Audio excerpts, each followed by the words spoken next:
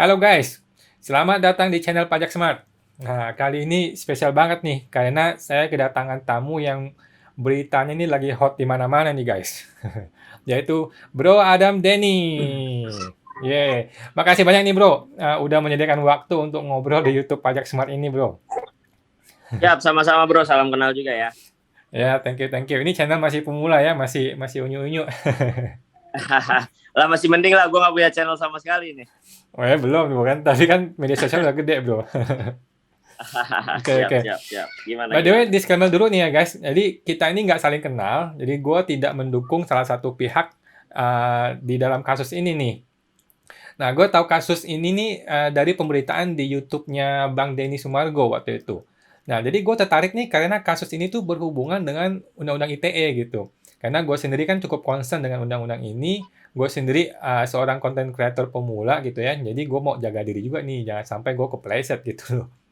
Nah, jadi gue nggak akan tanya detail mengenai kasusnya ya bro. Teman-teman bisa cek ke YouTube-nya Bang Denny, ke IG atau medsosnya Bro Adam langsung di sana semua udah lengkap lah. Atau ke Google aja dia tinggal ketik aja udah lengkap di sana semua. Teman-teman bisa tahu gitu. Nah, yang gue penasaran nih dari Bro Adam nih, eh, lu kan orang IT nih bro ya, betul ya? Kalau dibilang orang IT sih, bukan orang IT ya. Cuma memang punya banyak tim yang di bidangnya lah. Oh, oke lah, berarti sama lah. Berarti bosnya orang IT berarti. Nah, yang gue pengen tanya nih bro, emangnya benar Hmm. ya Instagram seseorang tuh bisa dihilangkan? Itu gimana caranya bro?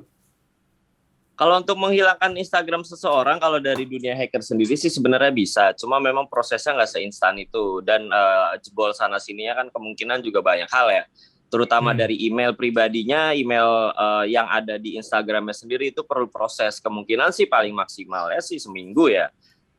buset, satu akun tuh bro. Nah, satu akun itu yang gue tahu ya dari tim-tim gue, karena kan gue sendiri masih belajar lah kalau hal-hal begitu. Belum bisa sama sekali. Kayak gitu sih paling.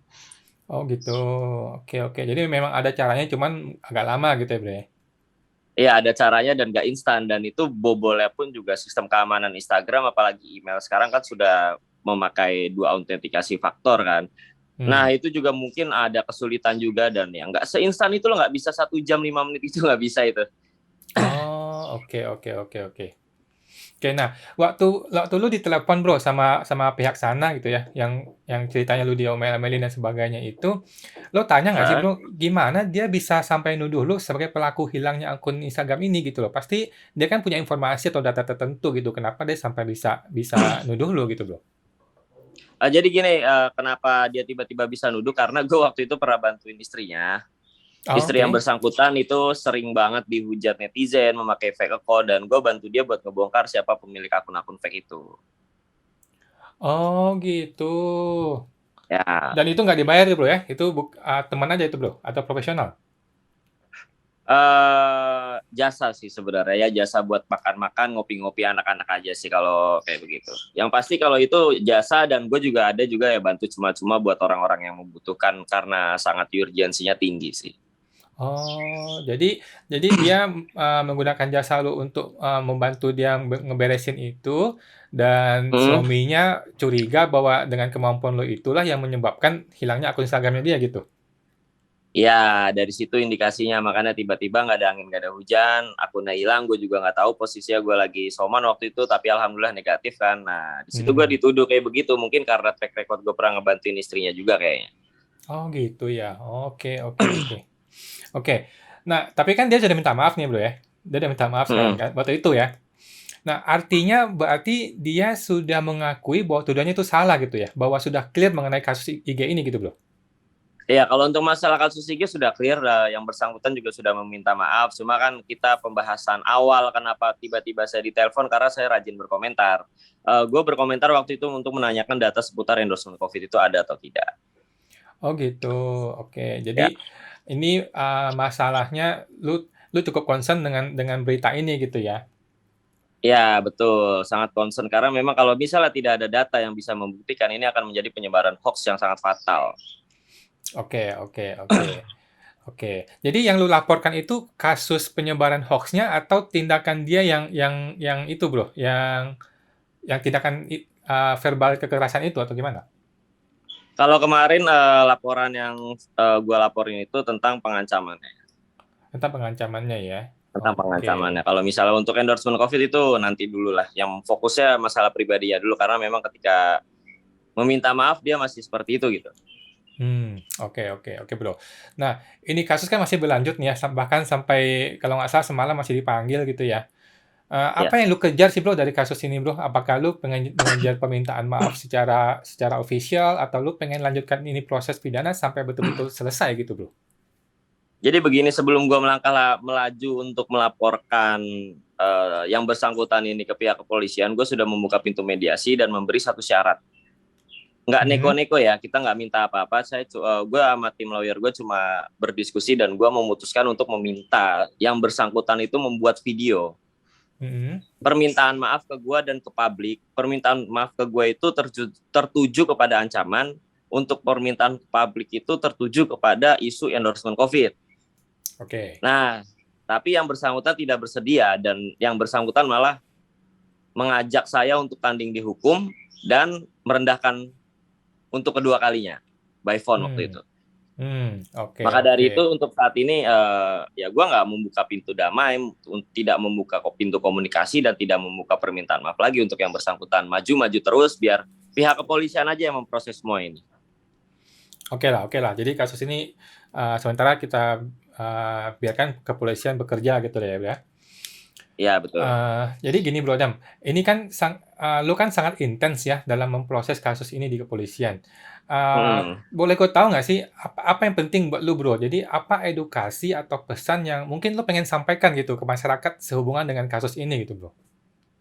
Pesan yang pengen gue sampaikan ke masyarakat, ketika lu bukan siapa-siapa, kita harus, dan lu itu siapa-siapa, maksud gue lu siapa-siapa ini public figure, artis, walaupun lu udah di atas langit atau bagaimanapun popularitasnya, lu harus respect kepada orang yang memang bukan siapa-siapa gitu loh, yang masyarakat biasa, yang baru merintis karir, lu harus saling respect. Nah ketika gue mengalami kejadian ini, gue dianggap kayak, oh ternyata sosok ini tidak respect nih sama gue yang bukan siapa-siapa. Jadi gue sambil memberitahu kepada orang-orang ketika lu menerima hal seperti ini, kita mempunyai hak loh untuk melaporkan kejadian-kejadian yang memang ada pasal pidananya. Oke, oke. Nah, saling respect lah pada intinya, saling respect dan kita jangan mau direndahkan oleh orang lain, jangan takut intinya. Oke, oke, oke. Jadi intinya kalau lu di atas ya ya lu jangan disrespect orang, tapi kalau lu di bawah lu jangan takut kalau lu benar gitu ya. Iya betul, seperti itu sih pesan yang ingin gue sampaikan kepada masyarakat. Oke, oke, oke. Ini semoga jadi edukasi bagus buat masyarakat. By the way, ngurusin kasus hukum ini kan ada biaya duitnya nih bro. Lu kan mesti bayar pengacara, lu mesti sediakan waktu, energi, Nah, aduh duit untuk ngurusin ini semua. Jadi apakah lu juga akan nuntut masalah perdata atau gimana bro? enggak, ini kerugian gue bukan kerugian material ya. Ketika gue mengalami ini kerugian gue imaterial, jadi gue nggak menuntut perdata atau apapun. Yang pasti semua ini tentang imaterial ya, bukan material. Oke, oke, Pidana pasti. oke, oke, oke, oke. Ya, ya, ya. Nah, seandainya nih bro, seandainya nih kalau nanti dipertemukan polisi dan pengacara tuh seandainya meminta mediasi sebelum kasus ini dilanjutkan lebih jauh, apakah lo akan bersedia gitu atau bersedia apa syaratnya gitu? Singkatnya gini deh, singkatnya lo bersedia damai jika apa gitu? Jadi gini, kalau misalnya nanti pasti kan gue sama pihak yang gue laporkan itu akan dikonfrontasi oleh pihak kepolisian ya. Hmm. Nah mungkin gue kalau dikonfrontasi secara tatap muka gitu gue siap. Cuma kalau untuk dia memohon untuk memaafkan, memohon gue untuk mencabut laporan, kayaknya gue nggak akan mau ke sana karena gue udah benar-benar komit, gue nggak akan cabut laporan, gue tutup pintu perdamaian dan pintu permintaan maaf karena gue merasa untuk kedua kalinya gue direndahkan dan ditantang untuk tanding hukum. Oke, oke, oke, oke. Ya udah, gue juga ikut mendoakan semoga nih kasus bisa terselesaikan dengan baik untuk kedua pihak lah ya. Oke. Siap, siap, siap. Makasih banyak. Eh, Mohon doanya aja. Oke, sekarang terakhir nih bro. Di luar kasus ini ya, di luar masalah kasus ini, kalau gue lihat kan lu cukup speak up di media sosial gitu. Gue lihat ada beberapa isu masyarakat dan bahkan isu politis yang lu bawa ke dalam medsos lu ini. Kalau gue boleh tahu nih bro, sebenarnya apa fokus utama yang lu perjuangkan di medsos lu ini bro? Kalau fokus utama yang gue perjuangkan yang pasti untuk keadilan masyarakat ya. Itu yang poin paling pertama. Tapi gue perlu menegaskan sesuai background yang ada di atas ini. Ketika kita bersuara, jangan asal bersuara. Karena kita sudah mempunyai undang-undang ITE di mana penyebaran hoax itu pasti dikenakan pasal pidana.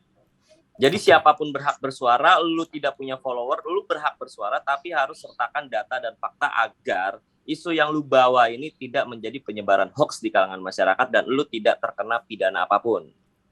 Itu. Oke. Bagus banget. Ini bermanfaat banget buat kita semua biar nggak sembarangan bermedia sosial ya. Betul, karena ya orang-orang mungkin banyak yang ingin bersuara takut atau gimana. Ya lu kalau punya data dan fakta, kenapa harus takut? Kan bisa dibuktikan. Betul. Tapi kalau datanya salah gimana?